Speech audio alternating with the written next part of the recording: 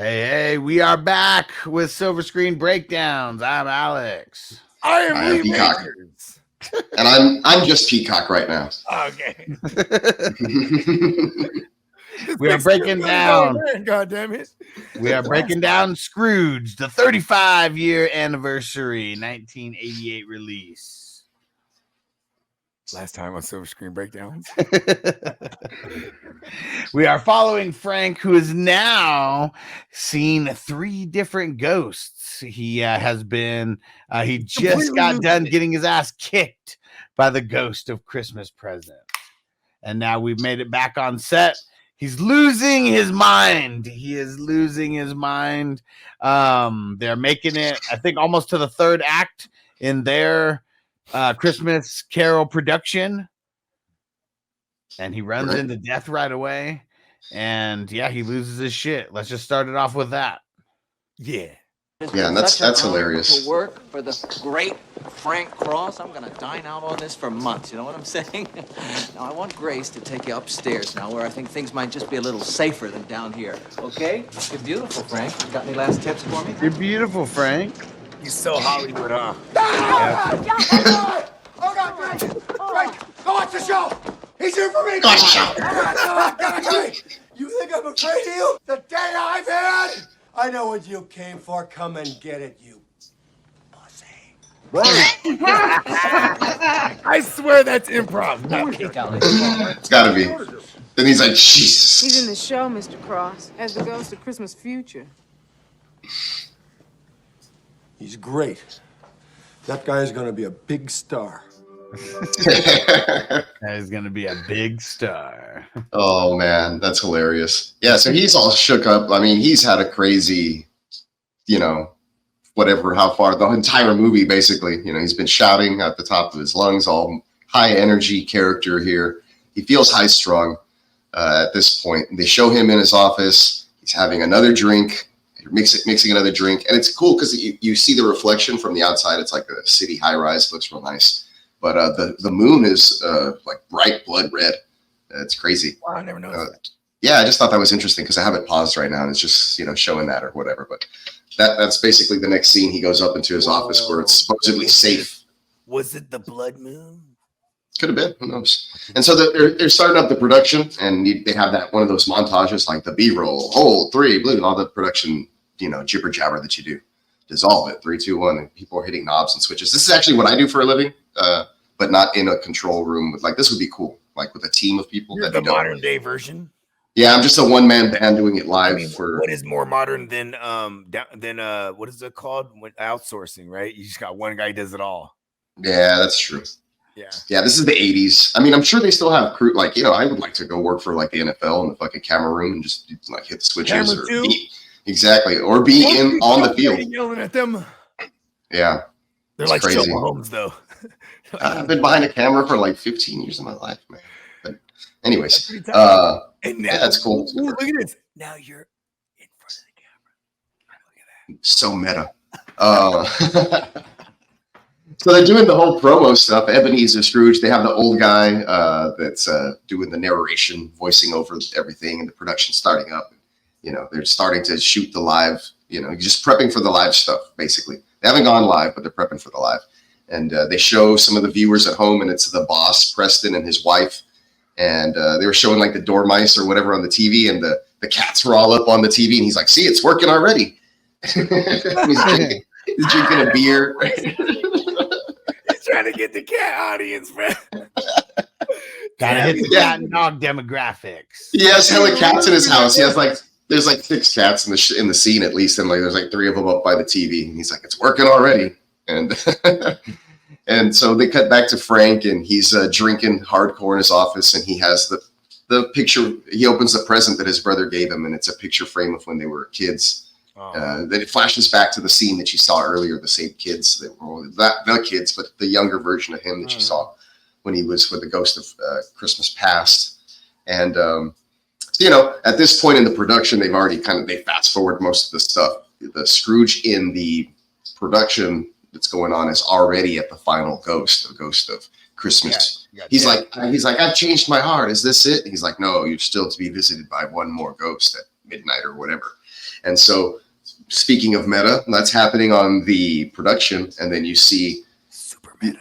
You see, yeah, there's a bunch of screens behind him, like 6 screens, you know, when they do that teleprop, that whole cool 1980s, I have a bunch of TVs behind me thing. Yep, like the shredder. Exactly like the shredder. Yep. So his office is like the shredder and the Technodrome or some shit. And you see a huge fucking hand like come out. Hold on. That's the name of the big old thing, the little vessel thing, right? Yeah, that's the Technodrome. Yeah. So anyways, you see the big hand of death like coming. He's already reaching for Frank and he's going to take him. But right before he does, right, he's literally coming out of those screens. Yeah, you know, while that's going on. And us as viewers see that, right?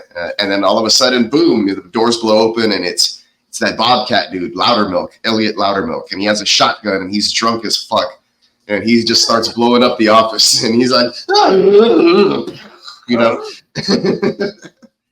And so Frank hightails it out of there for his life. And of course, you know, Loudermilk is just expressing all the terrible things that have happened to him. Wouldn't have fled. No, definitely. He would have stayed in the bot. Mm-hmm. Continue. He would have thrown some ooze on. He would have made Loudermilk Baxter. That's what he would have done. The old style. He would have made him a Baxter fly. He's going wild now with that double barrel shotgun. I mean, yeah. He comes in and he's like, boom, and like he just cocks it, but like shoots the ceiling, whole ceiling, like at the same time, yeah, because he's drunk. Yeah. And that thing got a hair trigger too. I'm getting all the way out the way, bro. Fuck that. And he starts singing like after that. He's like, his wife left him, and took his daughter, and you know he lost the job. Right, fired him on Christmas Eve, and you know he's there to kill him. Obviously, shit, he deserves to kill him.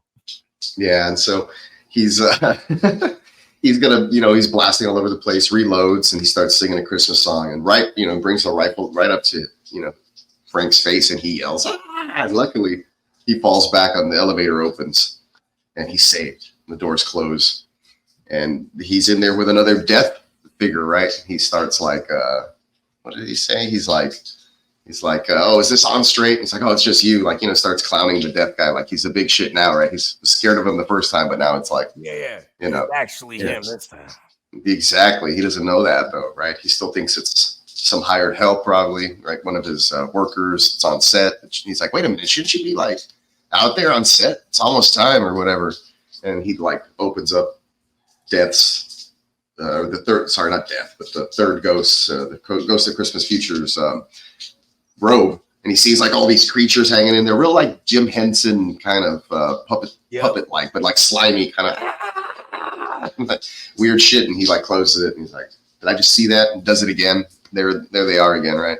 Then he realizes what's up. He's like, oh shit, you know, this guy's here for me. But before he's like, did our people do that? Yeah. And of course, you know, deal. Yeah, all hell starts breaking loose after this. The elevator freaks out. He goes to the future, kind of goes into this modern type of, this is real Tim Burton-esque type of future shit also. It kind of reminds me of what Edward Scissorhands or something, where they have him in the padded cell after he's committed the break-in. Yeah. It's basically kind of, it gives me that vibe. And so he sees Calvin there and he still can't talk, and Grace is there, and you know, the visitation's real short. She has to get out. And so he's like, I know somebody who can, he's like, this can't be it for him. Like, you know, like I know somebody at some hospital, or I don't know what he said, NYU Med, or I don't know what. He's like, we can help or whatever. They rush him into the next, basically like the next scene. Like, you know, this whole future stuff is real rushed and starts getting more intense as it goes along. And they're making a real long story longer. Yeah, and the face of the figure of the ghost is a television screen, right? He's flashing different images, which is kind of interesting to kind of tie that all back. And so now he's at a function where Claire, you know, his ex-love interest that he loses, is all there with her high-end friends having lunch or whatever it may be. And there's some like street urchins begging for, could we have some change, miss? Or whatever the hell they say. You know? And she's like, no, peasant. Yeah, she basically gives them that, you know. Somebody once told me, scrape them off, save yourself. And so he comes full circle to him. He's like, oh no, I told her that, right earlier when they had that argument. And that would have been the last thing that he said to her, right? If he never sees her again. And then she's like, thanks for nothing, Lumpy, or whatever the hell she says. So that was a lousy thing to do, is what he tells the ghost. And so now he's feeling pretty bad. Elevator starts busting out, hits basically rock bottom. And he's like, is this Disneyland? And no, the doors open up, and it's basically, welcome to your funeral. There's a fire going and there's a casket, but he doesn't know it's his. He thinks it's his brother's. Yeah, he sees his brother's wife, and he's like, oh no, he's gone, and all this stuff. And he's like, I should have been there, and should have been there for you and Wendy. And his wife's name's Wendy. There we go. And his brother's name's James. There we go. And so he's feeling sad, but all of a sudden he sees an older version of his brothers walk into the picture, and he's talking to the ghost. He's like, don't tell me this is me or whatever. And he walks towards the side of the casket. Right, he's yelling. Right, nobody can hear him. He's like, help me. And they're sending the casket. It's going to be a cremation, so they're sending the casket into the flames. Yeah, for forever. And he's like trying to like pull back, and his name's on the casket. Symbolic too. Oh yeah, for sure. Your soul for his evil ways. You got to change those evil ways. And so this cremation scene has been ingrained in my head since I was a child. I've always pictured like this is how cremations go. I'm gonna be cremated whenever I go, but I hope that because he ends up inside the casket here and kicking and screaming. Go ahead, Bogart. Sorry. I pushed the button before. Oh, sorry. I pushed the button before. What button? It was my grandma. Oh, really? Yeah, you push the button and it goes in the thing. Wow. Was it a small, or was there a whole bunch of people? It was just us at that point. It was after the service. Oh, okay, got you. Yeah. And that's what it is here. It's just his brother. It's just his brother. And everything. When I did it, it was the whole thing too, like that. Yeah. Wow. There's some new stuff that they're doing now. I don't know if you've seen, but it kind of like dehydrates the body. But I push the button, and then they mosey us out, and then there's it's like a shack thing, and then we're outside, you just see the smoke coming out. Oh wow. Yeah. Yeah, but then you get to keep that stuff, right? They give it to you in a room. Yeah. I think I was like, this is probably 10 years ago now. No. Wow. 7. So yeah, he has one of those gut-wrenching experiences. He's inside the casket, and he's like basically feeling dying, like being burned alive at this point, right? In this portion of his punishment for the way he's been. And so he's basically repenting everything at this point, change and everything you're going to say right before you die, right? How privileged is that? They got to warn him of his ways.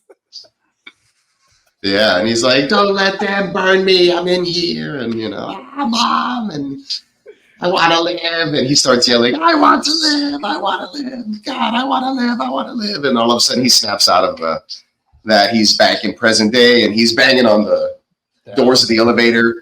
I'm alive. I'm alive. Hallelujah. Kicks him, hallelujah. The music kicks in, da, da, and all that, basically, right? And he kisses everything, the floor and the sun, and kisses Bobcat. Bobcat's out there. Bobcat's out there, and he sticks the gun basically in his mouth, and he overtakes him and kisses him, and he's all freaked out, and he recruits him here at this point. He's like, you and me, we're gonna. Well, before all of that, he spins him around, and he promises to hire him back. Hey, listen, bro. Get you a Benz, right? I know your bitch left you. Get you some hookers tonight, but listen, we're gonna get you cleaned up. Listen, I'm gonna get you an automatic gun too, because man, you that shotgun ain't working for you, bro. You know what I mean? He's just blessing everyone at this point. Yeah, he gives him a raspberry, like he did with the ghost of Christmas Present. So he brings stuff back, and they start merry-go-rounding things, like swinging each other by the arms in circles, and that's when he makes him vice president of programming and triples his salary and asks him if he wants his office. And he's like, no, I don't like your office. And he's like, that's so you. Because, he's the only guy who's He's the only guy who stood up to him, so it makes sense that he doesn't like that extravagant, luxurious stuff. He just kind of wants good quality programming. Yeah, that's the best Christmas gift for old Bobcat. Yeah, and so he kind of turns it around and he's like, all right, me and you, I need you to do me a favor, right? He calls himself a schmuck at this point also, which is a good Jewish word. Yeah, in a Christmas movie. Yeah, I think that's the leftover skin after a circumcision. Schmuck for real? Yeah, blows your mind, right? Wow, that's like damn, you calling somebody a schmuck?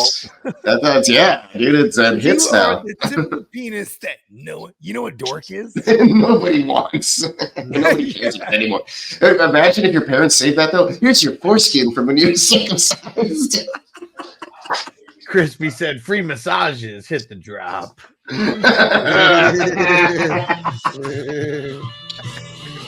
I knew somebody was listening.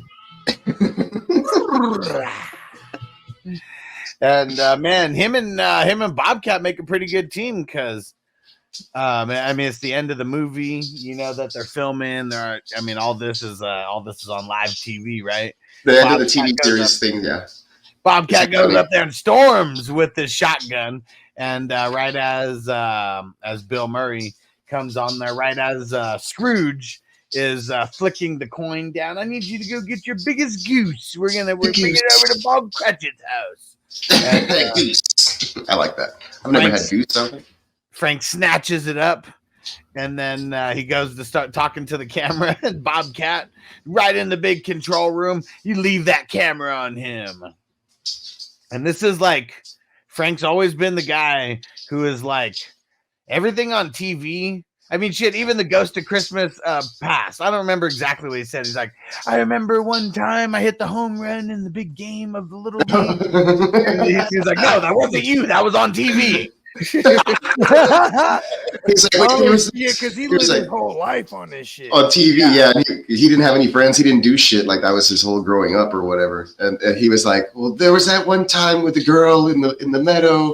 And he's like, that was Little House on the Prairie. I know a way to explain this whole movie. Okay. He's literally having like a literal breakdown and go and like, what I mean? Like, he's probably bipolar. He's mad skits because he done flipped out and seen delusions and shit. Like, I'm just saying. Bro, I saw this movie and I got like religious undertones and then like things of like, like all the alcoholism that's in it and shit. I was just like, wow, what's going on here? I mean, why do you think they call it the spirits though, right? Yeah. Because like, you know what I'm saying? The motherfucker get a hold of you, or they, you know what I'm saying? Now you got the sight to see the other realm when you're drunk or some shit. You know what I mean? Yeah, I lived in a haunted house at one point. I swear to God, when I would come home drunk, that's when they would fuck with me, bro. It's cursed, bro. I had this fucking light switch. It was at the top of a staircase, and at the bottom is the same switch for the same light. So I would turn it on and just stumble my way down, right? And then do whatever I gotta do and shit. And then like it's me and my girl were like eating or whatever the fuck, middle of the night shit. Then we walk up and the lights off. I'm like, and I look at the switch, I'm like, you know what I mean? Didn't move. Yeah, I'm like, wait a second. You know what I mean? It would happen all the time. And so sometimes like it would be blatant. Like I come home and I'd be anticipating it, right? And it'd switch on. And my girl always thought I was crazy. And then I'd be yelling, I know you're here. Only when I'm drunk. Because, it's kind of like, am I drunk? You know what I mean? Like a switch. I know it. Yeah, it's kind of crazy. And I got one more scene here. Well, yeah. Well, basically, he storms the whole set, right? And everybody's freaking out. His boss freaks out. He's about to call the studio and fire him. And Bobcat answers and basically blames it on that other dude, Brice, who's all tied up. They threw him all the way under the bus. Yeah, hardcore, dude. They're like, you're gonna take the fall for all this shit anyway. And he just got his job tripled up and everything, bro. He's like, fuck that. And then Cross just continues to monologue, and I think this is where we're gonna pick up right here at the end. Yep. It happened because it's Christmas Eve. I'm telling you, I'm not crazy.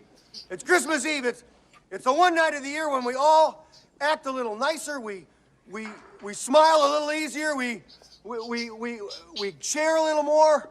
for a couple of hours out of the whole year, we are the people that we always hoped we would be. It's a miracle.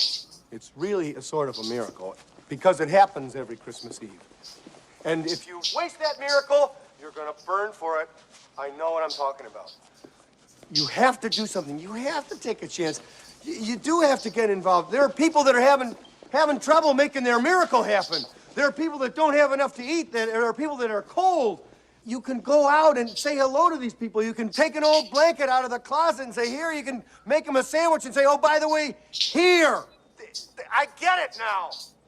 And if you give, then it can happen. Then the miracle can happen to you. It's not just the poor and the hungry. It's everybody who's got to have this miracle. And it can happen tonight for all of you. If you believe in this spirit thing, the miracle will happen, and then you'll want it to happen again tomorrow. You won't be one of these bastards who says Christmas is once a year and it's a fraud. It's not. It can happen every day. You just got to want that feeling. And if you like it and you want it, you'll get greedy for it. You'll want it every day of your life, and it can happen to you. I believe in it now. I believe it's going to happen to me now. I'm ready for it. You're a Rick and Morty. It's great. It's a good feeling. It's really better than I felt in a long time. Right there, the release. Feels good. Have a Merry Christmas, everybody. He said Merry Christmas. Did I forget something, big man? God blesses everyone. And he spoke. The first time in 5 years. What up, Bakes? What's up? So he speaks for the first time in 5 years. At 420. That's beautiful. He put like a nice Christmas message in there. They were woke. Yeah. Hell yeah, they were woke. That was a good speech, man. That was good stuff there. I was pumped up there at the end when I was rewatching that. I was like, yeah, every time. It gets me every time, actually. It's pretty good. The party almost lost everybody at was when it's like, you want it so much that you just get greedy for it. Around, he was like, okay, maybe not. You don't have to get greedy. But right before that, he made out, or no, right after that, or no, it was before that, when he made out with one of the dancers. He's like, oh, the rule says, because he's going crazy. He's like, everybody needs to let loose, blah, blah, blah. And then he's like, you gotta, he goes to the mistletoe. The rule says I gotta kiss this beautiful girl right here under the mistletoe. And he's like, but that's not the one. And he's like, there's a girl back home that I really love, and I don't know what, or I don't know, out there. He doesn't say back home. And he calls Claire by name, and then so everybody tells her to get out of the shelter and go make it down to the studio. She tries to call a cab, and she's like, can you get me there in 3 minutes? And it's the ghost of Christmas Past that gets her. He's like, what floor or whatever. Yeah. And so he gets her there to the studio, and right after that speech is when he sees her again, and they kind of make up, and then the movie concludes. And then not necessarily concludes. He ends up, monologuing and talking to the audience while everybody sings a Christmas song for like another 5 minutes. Yeah. And he's like, everybody on the left side of the theater sing, and only the men. That's not even a Christmas song either. But it what song was it? Oh, yeah, it wasn't a Christmas song. You're right. It's been a little love in your heart. Yeah, it's not a Christmas song, but it's like a good, sweet, sentimental song. It became one, though, like a hit even, like, because that song was out for, I'm pretty sure then that was like a cover, right, at that point. But, yeah.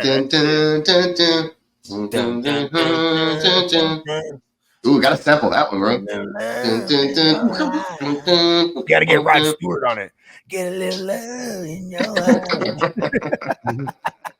eyes. Rod Stewart.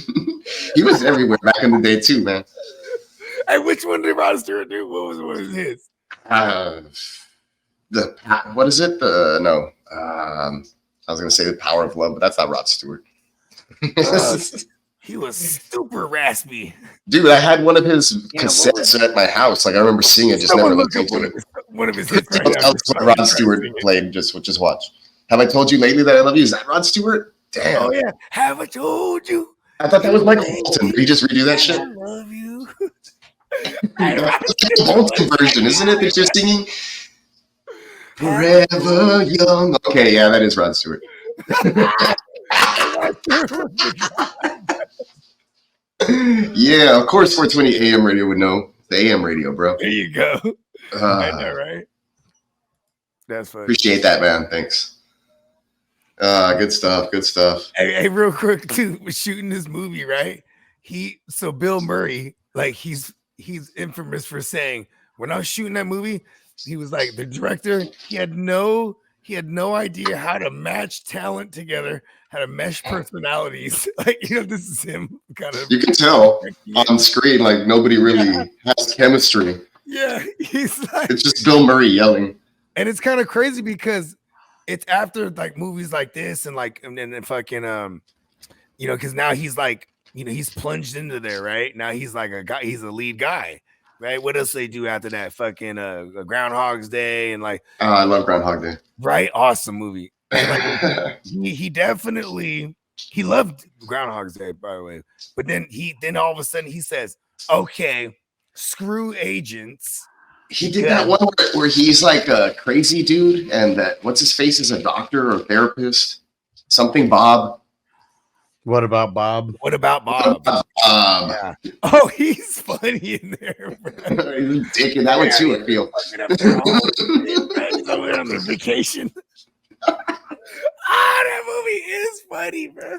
No, but he said it straight up. Said he did Zombieland. Because of movies like Scrooged and stuff like that, where like he didn't enjoy like the process, right?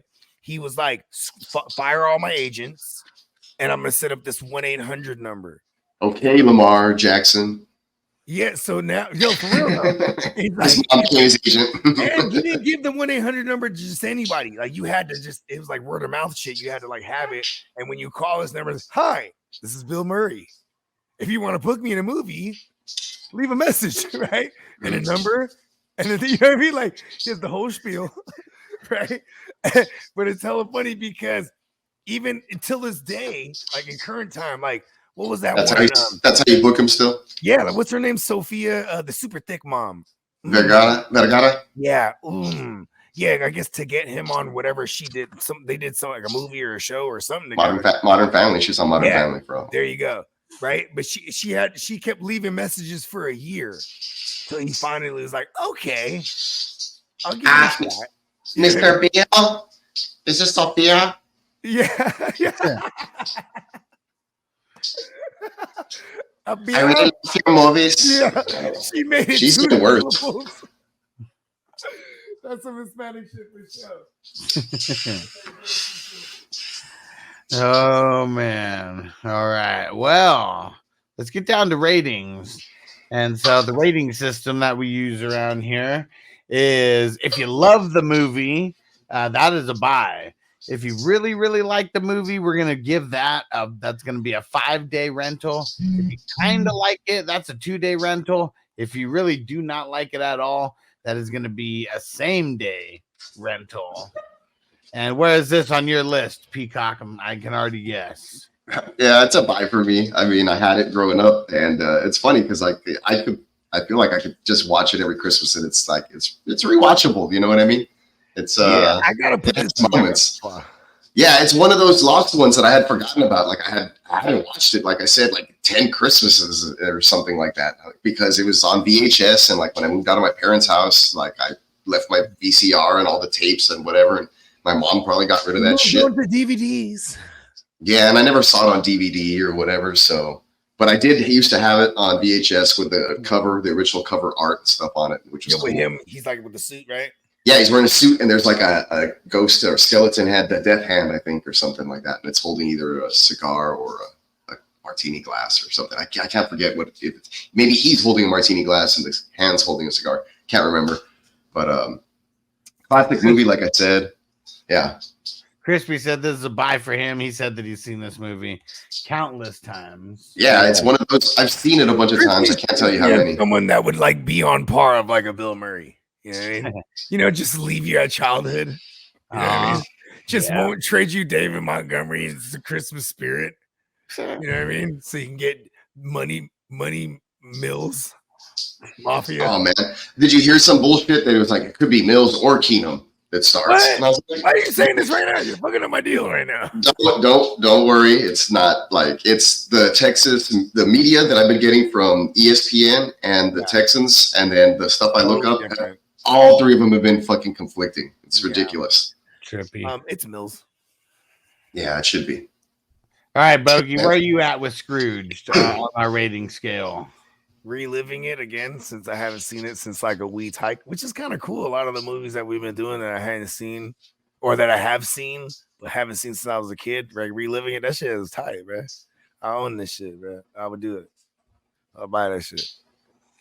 Yeah. Yeah.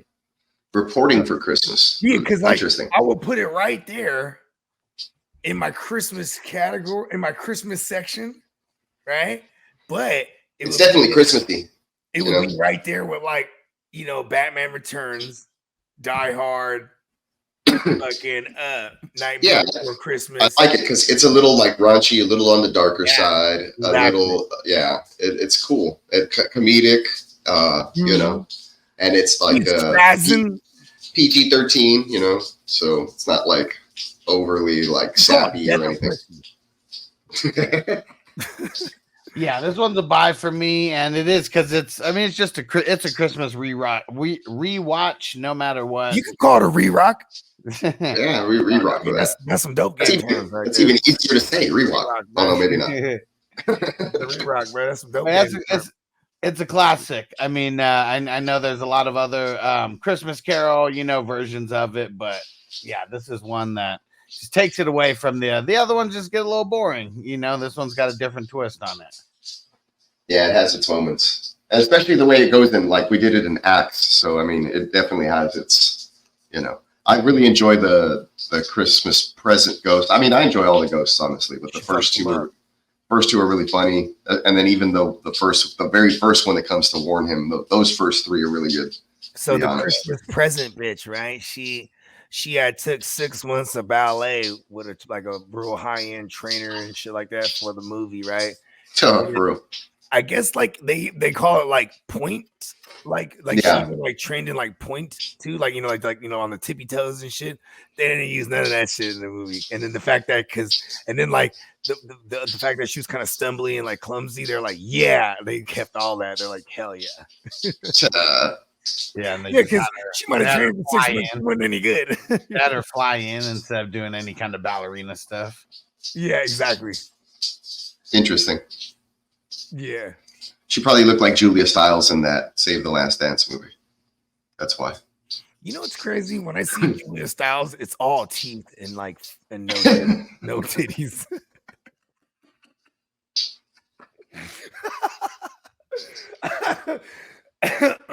Like, you remember in 10 Things I Hate About You? Kat Stratford? Yeah, of course. Remember she flashes? I'm like, what is she flashing him with, man? What does she have? Beer flavored nipples? Mosquito bites, man. That's one of those classic fucking Shakespeare redo movies. That's just I don't know. Yeah, every generation has one. You know what I'm saying? Like there's Romeo and Juliet. I love you, baby. This is quite all right. I need you, baby. That's the part to warm the lonely night. Let me love you. Yeah, he kills it. He's out there with the microphone. They're chasing him and shit. The security. Right, he's ducking them, keeping a note. Still on cue. They parody that in Not Another Teen Movie. Oh yeah. Janie's got a gun. Janie Briggs has got a gun. They were like, oh shit. She's got a gun. Damn, I forgot about that shit, bro. Dude, that's Captain America, bro. Because I have a story. I have a story for Not Another Teen Movie in high school, and so shout out to my man's A1, bro. It's not just a clever name, right? But he actually was like super straight, like as far as like not doing any dirt, because his dad, boss dope dealer, like his dad cooked hella crystal meth and shit. Oh, right? Shit. And so his dad he just had rentals all day, and he'd say, and like he would give us hella money and be like, hey, get out of here, go watch a movie or something. He'd take one of the cars. We're like 16, you know what I mean? And like, let's go. And so we're like, and I'll never forget it, bro. McDonald's cups, they get ate up by 151 because we got the 151 in high C, and we got some chicken nuggets, and we're smashing, drinking and driving to the Mercado. That's the theater. It's the AMC theaters. It's called Mercado. That's like the street or whatever. So we're on the fucking way to the Mercado, and we're faded as a fuck, and we're watching Not Another Teen Movie, and we couldn't finish the movie because we got removed from the movie because we're sitting in the handicap seats, and there's no handicap people around. But so still, but we're loud as fuck. You know what I mean? And we got hella people complaining about us, bro. And they told us we gotta leave, bro. But we was faded. And my man's like, "Fuck that shit. I'm leaving then." And I'm like, "Hold on, bro." You know what I mean? But he drove. You out? I'm like, "Fuck it, I'm out too." Then obviously, you know what I mean? But yeah, and I just remember when he's remember they did the reality TV show part. Is that what you know what I'm talking about? In the Not Another Teen Movie. I don't remember that part. I don't remember that part either. Never mind. When they're making, I know when he has the video camera, they're making fun of the there you go. That's the camera part. Yeah, that's when we got. That's when we got exactly. In the original movie, Freddie Prinze's ex-girlfriend's new boyfriend, who's Matthew Lillard, is the guy who's like doing that reality show shit. Yes, we got booted. Yeah, hilarious. But yeah, Matthew Lillard is the new boyfriend in the original movie that they're spoofing. And we hop back in the rental, right? And I just remember I left my cup there in the McDonald's this time. I remember this, and that shit was just leaked everywhere. Cause that shit 151 is like gas for real. That McDonald's cup. Yeah, bro. That's funny how just the certain things I remember. That was like legit 22 years ago. When did that movie come out? Probably like the early 2000s. Yeah, because the originals came out in the late 90s. Oh yeah, right, 20 years ago. Yeah, like 21 or 19. 19 years ago type of shit. Probably over 20 years ago, around 20 years. Yeah, like 19, right? 2002-ish. Because that was when all the movies was coming out. And like scary movies were a thing. I guess Hot Shot's the one that kind of set all those movies off. Right? Oh, those are the best. Was it? Well, the Naked Guns are the best. Hot Shot was after. I try to tell my wife about Naked Gun. The 33 and 1/3. 33 and 1/3. Airplane. Yeah, Airplane's a good one. All those Leslie Nielsen joints are the shit, man. They're hilarious. Oh shit, OJ was in there, man. There was another one too that was called. OJ, he walks in with the fro. It's so big, he can't walk in the door. He has to turn sideways. Yeah, OJ was in that shit. He was a killer, bro. Like, he just got serious. Remember when he fucked with that reporter? If I did it. He wrote a book, if I did it, bro. Dude, when he did this shit to the reporter with like no knife in it. Crazy, bro. This guy's whack. I mean, double jeopardy is a real thing, right?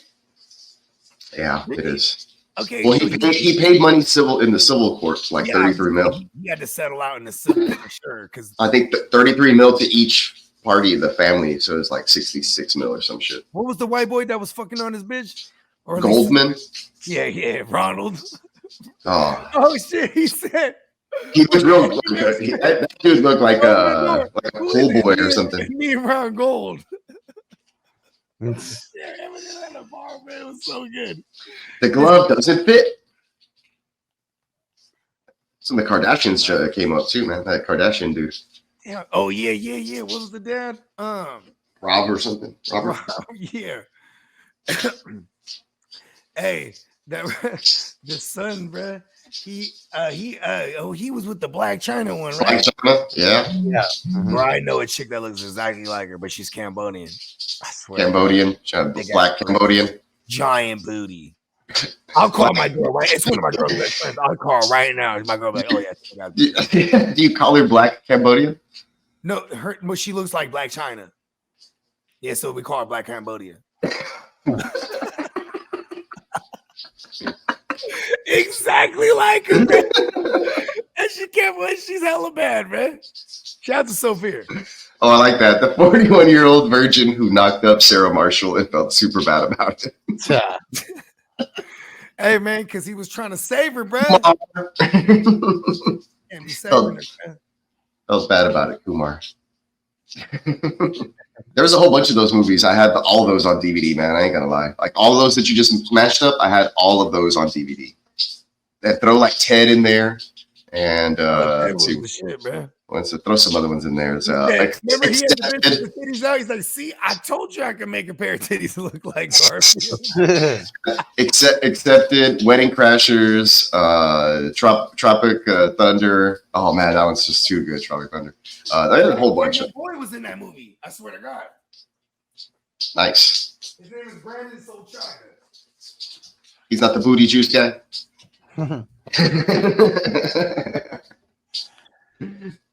Right? That's what it's called. Booty juice, or I don't know what the fuck it's called. A new energy drink. Oh man. It might be time to get ready to get up out of here. Man, we've been rocking 3 hours. And we appreciate everyone who's rocking along with us the whole way. And we're gonna be back. Hey, that guy in Tropic Thunder, he's not my boy no more, though. He's a crazy tweaker. I just for the record. You can look him up. He's in the credits. He plays the production assistant in the movie. Okay. You know when they're doing like the arms, and he's like, oh, with no arms and shit. Yeah, that shit's hilarious. Yeah, he's in the back, like pressing buttons, like doing things. Like that. He made it in the movie, bro. Because they were shooting in Hawaii. He was living there at the time. And he was just I think you told me this before. That's dope. Yeah, I remember that. And so we went cool. to go watch the movie, bro. It was like, sick. Like, yeah, fucking Tom Cruise is in that shit. The screening, it was fucking tight. That's cool, man. Then he started smoking crystal meth really hard. Yeah, what is Hollywood's? It always happens, man. The ugly side of Hollywood. Yeah, dark side, man. The dark side of Hawaii, I guess. Actually, I don't know if he went to Hollywood. I mean, that's literally what Hawaii is like, juiced on, bro. That's their fucking. That's the epidemic over there. Is that Christina? You know what I mean? Not that Aguilera either. You know, that Aguilera, that Yolanda. It's not yet. That's a whole different podcast. So next week we're going to be breaking down The Night Before. So that's with Seth Rogen. Speaking of Yolanda, that's funny, man. I used to date a girl named Yolanda. Shh. Anyway, Joseph Gordon-Levitt and Papa Doc from 8 Mile. You know my sister always said his real name ever because I don't even know his real name. I just always call him Papa Doc. Yeah. I was saying my sister-in-law was here the other day and she's like, have you ever seen The Night Before? I was like, shit, you're gonna be breaking that one down. That's a classic, man. That one's a real good new age classic for sure. Yeah, I like it a lot, actually. Yeah, it's a good one. That'll be next Friday, and that'll hilarious. Be a couple days before Christmas. Shit. Christmas 10 days from now. Man. He said that'll be next Friday. Should we try to sneak in next Friday so we get the Die Hard in somehow? No, remember we're gonna keep curving Die Hard. Oh, okay, that's right. Because apparently it's not a Christmas movie. Damn, that's meta. I guess I know what I'm watching on Tuesday night, probably. Tuesday afternoon. It's free on is it Freevee or Tubi or one of those ones? What? Die Hard? No. No. Night Before. Yeah, I've already watched Die Hard a few times. It's back. They got it back now. Yeah, I think it's on Hulu. I think. Yeah, exactly. Yeah, it's out on something. I sent you guys that text message. Remember how it was like just in time for the Christmas season, and then it was like Die Hard or whatever. Boom! I was like, screenshot it. I did. I screenshot it and I sent it to the group. Remember? Oh yeah, I seen that. Okay. For all you non-believers. Yeah, hold on. Let's go see before we get out of here because I don't even know where it was. All you non-believers.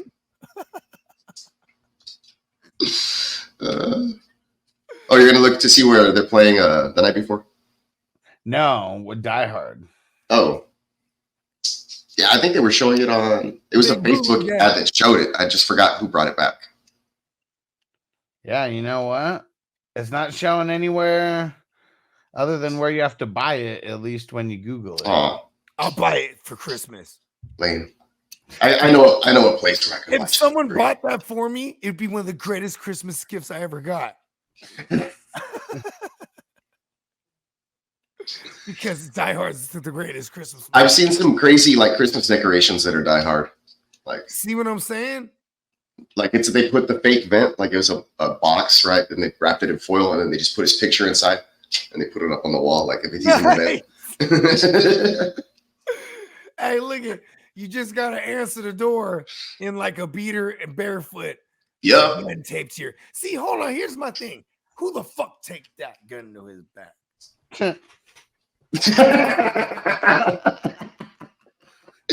He did, bro. He's flexible. He's that good. Okay. It happened. I didn't want to nitpick it, but I always did. There's an episode of Rick and Morty that's specifically about Die Hard. Oh, really? I'm about to watch. Yeah, dude, and it's hilarious because Summer, she's never seen Die Hard, and she uses that because she ends up having to die hard to get out of the episode, and she uses that against the bad guy who's expecting her to die hard. To do all the things, all the tricks. Yeah, dude, it's so fucking meta. It's hilarious. Hey, Rick and Morty is meta as shit, though. You know what I mean? Well, Bill Murray did that shit at the end where he was rambling, and it was so Rick and Morty-esque. Like Rick and Morty is like, you and me, Morty, forever and ever, 100 episodes, and ever, forever, to the end of time. Rick and Morty, 100 ever, forever. All our episodes are going to continue, and he's just going and rambling on. That's the way Bill Murray did it for the last 8 minutes of that movie. It's crazy too, because like fucking the shit that happened in real life, huh? Right? Like one of the dudes. He got canceled, but the other dude, he was like, "I'll do the voice." You know what I mean? Yeah. Because they'll probably find a way to make it funny. You know what I mean? I haven't seen the newer episodes. I've seen the first part of season 6, I think. So I think they had a bunch in the can already. That makes sense. Yeah, so they probably released those, and then they're waiting, and they're going to do these, and then. Yeah, because he was talking about if they got new ones now, that means it's without him, without Buddy. That's the word on the street. Without Dennis Royland? Yeah, because that means something like David Royland. Yeah, the other partner who's the one left now, he said he would do the other voice. You know what I mean? Oh shit. Yeah, I'm sure they have a bunch of stuff where he could at least attempt to do the voices. Maybe they'll change the voice, which would suck, but whatever. I think it'll be fun. I don't know. If it's still funny, I'll watch it. I don't give a shit. They're usually pretty good. There was a Thanksgiving episode that was fucking hilarious also. It's funny because my daughter, she's the one that got me, my oldest, she's the one that got me on it. And then she's the one that told me this shit that happened. She's like, I'm never watching it again. I'm like, damn youngsters. Yeah. It's good though. I mean, you know what I mean? Don't stand for nothing, I guess. That's terrible. This is funny, man. I'm just saying. Somebody put like Sakila, and then it's a picture of Mary Jane. It's like bust out the Mary Jane. Nice. Mary Jane Watson from Spider-Man. Hey, she got a big face. Yeah. She looks like a happy face stamp. A happy face stamp. Let's get ready to get up out of here. And Guns. That's right. As we got multiple games that we're. Oh shit! Yeah, foosball. Yeah, make sure you grab some squares. There's all 3 games up right now. If you're only going to grab some squares in one game, do it in the Bengals game because that's the earliest game. That one's at 10 a.m. West Coast time. And go follow Silver Screen Breakdowns on all podcast platforms and every social media platform. And Peacock, let them know. Go hit up neonpeacockmerch.com. I am the Neon Peacock. And I am Bogard scot-free. I mean, I'm part of the Bird Gang. Yeah, Bird Gang. We'll see you tomorrow for foosball, and we'll see you next week for the night before. Peace out.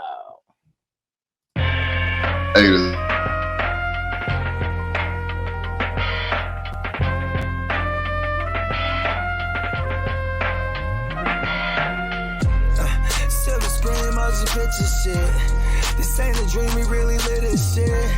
Don't intervene, yo, we with this shit. That's word the most high, we the most lit.